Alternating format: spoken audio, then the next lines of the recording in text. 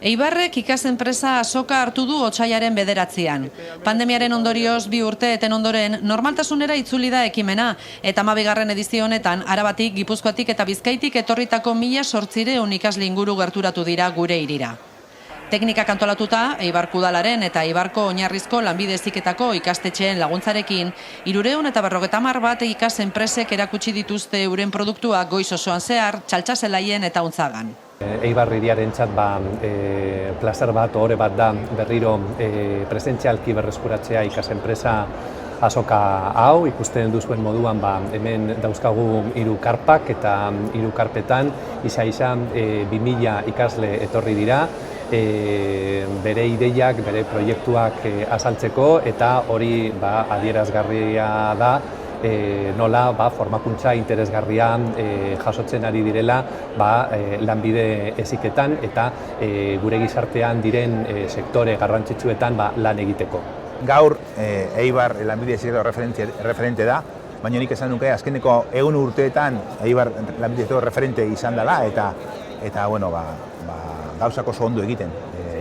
Badia urte batzuk, Armeria Eskola 100. urte horrena ospatu zuela. Enpresa txiki bat sortzeko eta martxan jartzeko erronka planteatzen die ekimen honek, lanbide heziketako erdi mailako eta goi mailako ikasleei, irakasle taldeen lankidetza lana funtseskoa duen Euskadiko lanbide heziketako eredu metodologikoaren barruan. Enpresa simulazioa den arren, eskaintzen den produktua edo zerbitzua benetakoa da. Horrela, lankidetzaren bidez, negozio ideiek maila profesionala har dezakete, berritzaileak izan daitezke eta irakasle talde osoa inplikatzen dute. Timing da laguntzaile pertsonal bat, aplikazioa da, eta gehien bat gure eginkizuna da, enpresa bisuen egunerokua organizatzea. Eta horren ondoriz tarifa batzu dazkau, eta bidea principala hori da, azkenean organizatzea pixkat. Traemos productos que hemos hecho nosotros en cocina, que solemos preparar, y tenemos un poco de todo, tenemos un poco de bizcochos, de samblases, de rosquillas y de mermeladas de todo tipo, de manzana con canela, de tomate, de frutos del bosque y de piquillo.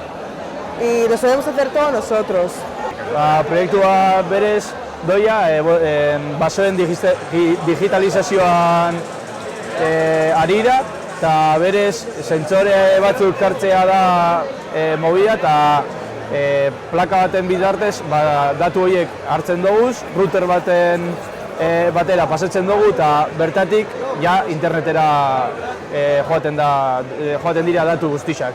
Eta gero dashboard baten edo pantalla baten visualizatu dira datuak eta hartu da QR bat eta table baten bitartez datuak visualizatzeko eta dana. Askotariko produktu eta zerbitzuak ikusi ahal izan dira ikas enpresa Azokaren 12. edizio honetan. Gehienak ikasketekin erlazionatutako lanbide arloarekin lotuta eta beti irakasleri teknikoarekin gertuko lankidetzan. Kirol jarduerak eta jarduera fisikoak, industria jarduerak, irudi pertsonala, ostalaritza eta turismoa, diseinua, arte grafikoak edo informatika izan dira gure hirian bildu diren etorkizuneko ekintzaileek landu dituzten lan eremuetako batzu.